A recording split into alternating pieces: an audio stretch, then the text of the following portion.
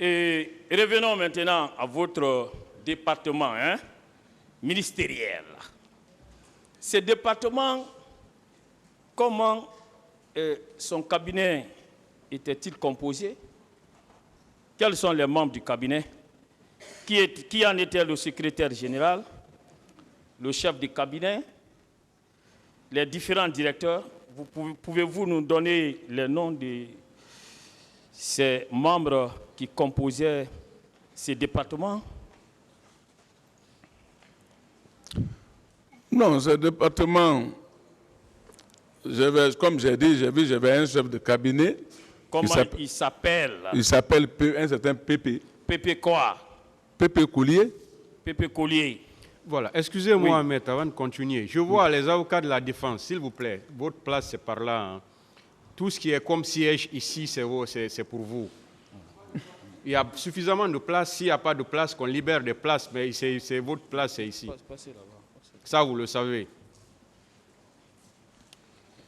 Voilà, tous ces sièges-là sont réservés à vous, pratiquement.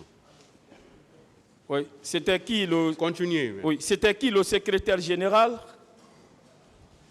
J'ai dit Pépé Collier. Non, vous avez dit chef de cabinet. On Oui, passe. chef de Parlons cabinet. maintenant du secrétaire général. Qui était-il? Comment s'appelait? Il s'appelle, disons. Bon, là, je ne retiens pas tellement son nom. Quelles étaient les directions nationales qui composaient ces cabinets? Les directions nationales.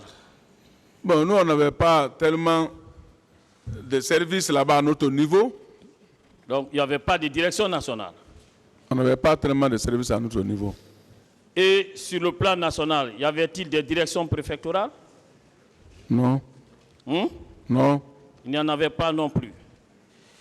Et quels étaient les dossiers brûlants que vous avez eu à gérer en votre temps? Les dossiers brûlants concernant des questions de sécurité présidentielle. 2 dossiers au moins. Oui, mais il y avait certains dossiers qui, quand, deux fois, les éléments de la frontière nous envoient des flashs, on nous envoie cela pour justifier et on dépêche des missions jusqu'à Pamalap, c'est-à-dire la frontière, pour regarder. Voilà certaines de nos missions. Est-ce que des questions intéressant l'intégrité territoriale, telles que des questions intéressant Pamalap, relèvent de votre ressort, vous qui devez vous occuper de la question présidentielle, de la sécurité présidentielle du ministre? Bien sûr. Vous n'êtes pas en train de faire un mélange des genres? Non, on ne mélange pas. Si vous mélangez. J'ai continue. Alors, en tant que ministre chargé de la sécurité présidentielle, vous avez eu à dire ici que vous ne participiez pas à la planification des sorties du président de la République. Parfois, le président sortait sans que vous n'en soyez informé. Vous confirmez cela? Si, je confirme. Alors, avec toutes ces réponses, qu'est-ce que vous avez comme occupation en tant que ministre chargé de la sécurité présidentielle?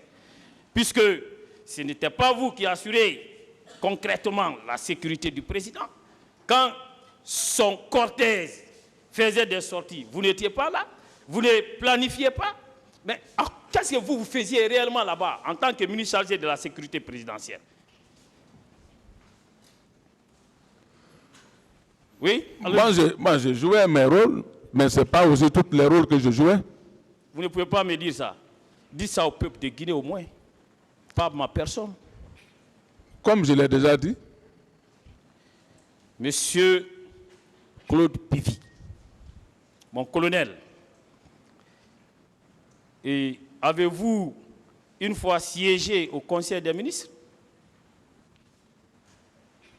Au départ du pouvoir, on siégeait au Conseil des ministres. Vous avez siégé, c'était autour de quel dossier par exemple? Ah, là, il y avait beaucoup de dossiers, je ne peux pas retenir les dossiers. Est-ce que vous avez eu à présenter un seul dossier en votre qualité de ministre chargé de la sécurité présidentielle devant le Conseil national de transition, le CNT. Vous avez eu à défendre un budget là-bas, comme les autres ministres le faisaient? Si j'ai défendu certains dossiers, compte tenu des mouvements frontaliers, ainsi de suite, comment les éléments devaient se comporter au niveau de la frontière. Je dis bien un budget. Vous connaissez le CNT, qui était l'organe législatif qui servait des parlements pendant la transition sous le CNDD. Avez-vous présenté votre budget sectoriel là-bas, le budget concernant le département chargé de la sécurité présidentielle? Vous avez présenté un budget comme les autres ministres le faisaient? Vous l'avez fait? Vous allez m'excuser, là-bas, on va revenir au 28 septembre, parce que là-bas, je n'ai pas. Est-ce que vous avez présenté un budget là-bas? C'est aussi simple que ça. Moi, je n'ai jamais présenté un budget. Très bien. Alors, avec toutes ces réponses, êtes-vous d'accord avec moi que le ministère chargé de la sécurité présidentielle n'était qu'une coquille vide, juste pour vous contenter? Êtes-vous d'accord avec moi qu'il n'y avait rien à faire là-bas?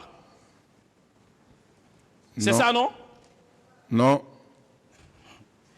Et vous voyez, comme il n'y avait rien à faire là-bas, vous vous êtes adjugé les prérogatives des officiers de police judiciaire. C'est ça, non? Non. Est-ce que vous savez que vous, en tant que ministre de la République, qu'il ne vous revient pas de procéder à l'arrestation des auteurs des infractions à la loi pénale? Vous le savez? Que ça ne relève pas de vos attributions? Vous le savez? Je n'ai pas de réponse pour ces questions-là. Ah. On continue. Savez-vous que vous, quand vous procédez à l'arrestation d'un citoyen en tant que militaire, alors que nous avons la police judiciaire, et en votre temps, le rôle, les pouvoirs de la police judiciaire étaient définis à l'article 11 du Code de procédure pénale, qui prévoyait clairement que c'est à la police judiciaire de constater les infractions à la loi pénale, de rechercher les auteurs, d'en rassembler les preuves et de livrer les auteurs aux juridictions compétentes. Si vous le faites, est-ce que vous saviez que vous vous rendez coupable d'une infraction à la loi pénale? Vous le savez?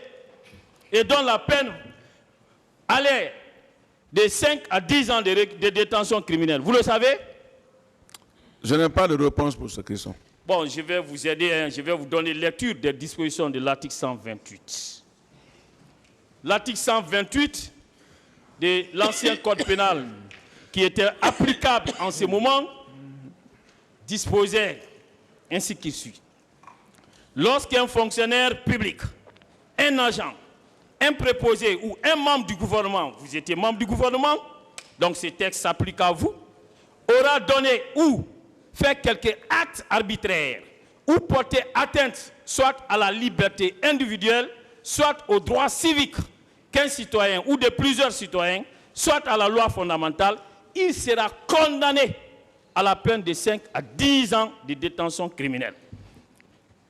Mon colonel, vous avez eu à dire ici, en répondant à des questions qui vous ont été posées, que lorsque vous arrêtiez un citoyen, que vous lui donnez des coups et vous le libérez.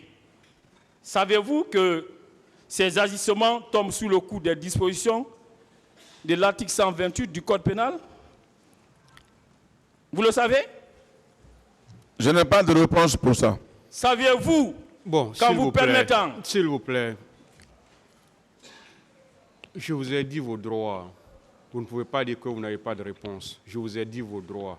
Soit vous répondez par oui, par non, D'accord. ou vous dites que vous ne répondez pas. D'accord. Voilà. Et en ce moment, le tribunal va apprécier. Mais répondez aux questions avec courtoisie. D'accord. Parce que de l'autre côté, on vous pose des questions depuis qu'on a commencé. C'est avec courtoisie qu'on s'adresse à vous.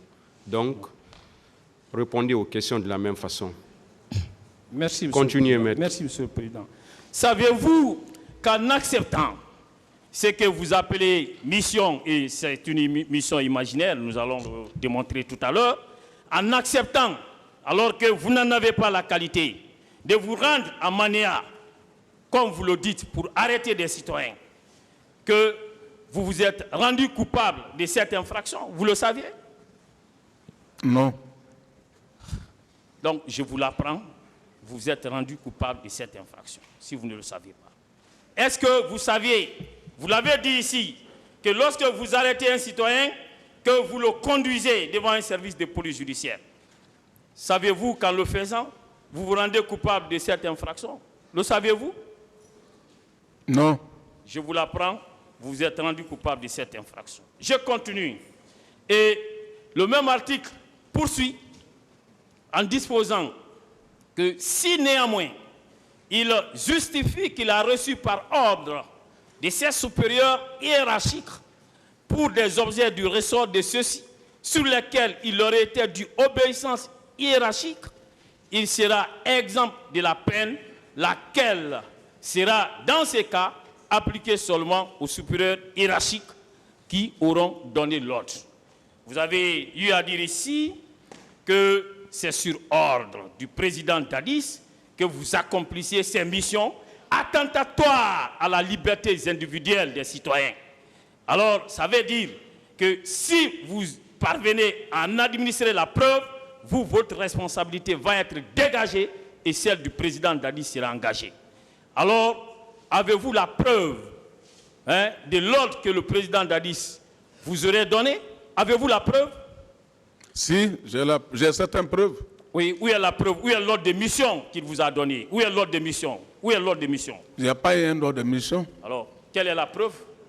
Parce que moi, j'aurais du mal à vous croire lorsque vous parlez comme ça. Où est la preuve? Répondez. Il n'y a pas eu un ordre de mission pour ça. Voilà, donc il n'y a pas de preuve. Parce que ici, vous devez être à même d'administrer la preuve de vos déclarations. Il ne suffit pas d'autres d'affirmer. questions, maître. Merci, Monsieur le Président.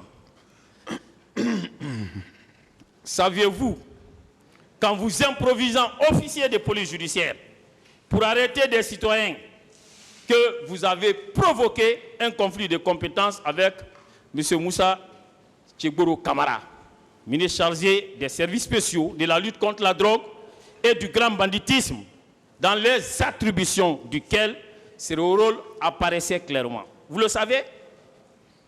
Vous savez cela? Non, mais moi j'avais toujours fait ça, depuis pas seulement en notre temps. Ok, sachez maintenant que en le faisant, alors vous avez eu à provoquer des conflits de compétences. Est-ce qu'il arrivait au président de régler de tels conflits entre vous et M. Moussa Tchegboro? Reprenez la question. Est-ce qu'il arrivait que le président règle de tels conflits de compétences que vous créez en permanence? Non. Non. Donc, il vous laissait faire. Oui.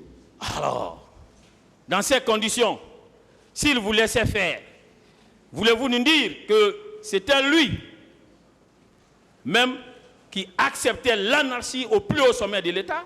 C'est ce que vous voulez nous dire? Non. C'est ce que ça laisse apparaître clairement. Alors, parlons à présent de vos différents procès verbaux.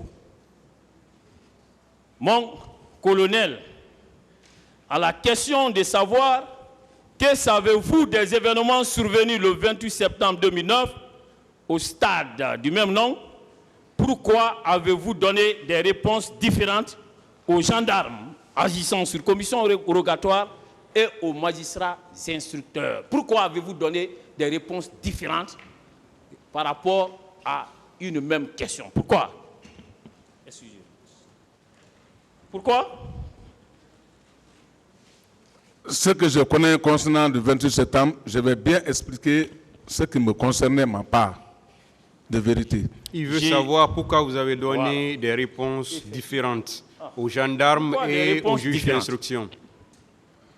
Moi, je n'ai pas donné des réponses différentes. Bon, je vais vous aider. Hein? Et pourquoi, dans toutes vos déclarations faites dans cette affaire, devant la gendarmerie, du début jusqu'à la fin, vous n'avez jamais parlé d'une quelconque mission que le président Dadis vous aurait confiée, tendant à traquer des malfrats qui auraient détourné des véhicules. Pourquoi vous n'en avez jamais parlé? J'ai votre procès verbal dressé devant la gendarmerie. Nulle part, vous n'avez parlé de cette mission. Pourquoi? Pourquoi vous n'en avez pas parlé là-bas? J'ai bien dit ici que ce que j'ai dit, ce n'est pas ce qu'ils ont écrit. Je dis qu'il y a certains paragraphes auxquels ils n'ont pas placé là-bas. J'ai bien dit ça devant le barreau. Mon cher, vous savez, quand vous avez réagi de cette façon, monsieur le procureur avait pris soin de vous montrer ce procès verbal. Vous avez reconnu votre signature qui y est apposée. Et vous l'avez même paraphé. Oui ou non, cela a été fait ici? Oui ou non? Bien sûr, je vais bien dire ici. Lorsqu'un intellectuel, lorsqu'un haut cadre et de surcroît un ministre de la République signe un document, ce document l'engage oui ou non? Mon colonel. Tout ce que j'ai dit là-dedans, je dis bien, c'est pas tout ce que je n'ai pas dit. Répondez à la question. Est-ce que quand un haut cadre, un ministre de la République signe un document, ce document l'engage oui ou non? C'est ça la question. Non. Ah bon? Alors, c'est grave. Et